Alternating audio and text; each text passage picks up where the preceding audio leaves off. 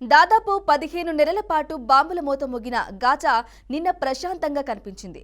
America, Qatar, Egypt మధ్యవర్తిత్వం కారణంగా Israel, Hamas మధ్య ఇటీవల కుదిరిన కాల్పుల విరమణ ఒప్పందం అమల్లోకి వచ్చింది. తమ వద్ద ఉన్న 33 మంది బందీలను దశలవారీగా విడుదల చేసేందుకు హమాస్ తమ దేశ జైళ్లలో మగ్గుతున్న 737 మంది పాలస్తీనీయులను విడిచిపెట్టేందుకు ఇజ్రాయెల్ అంగీకరించాయి.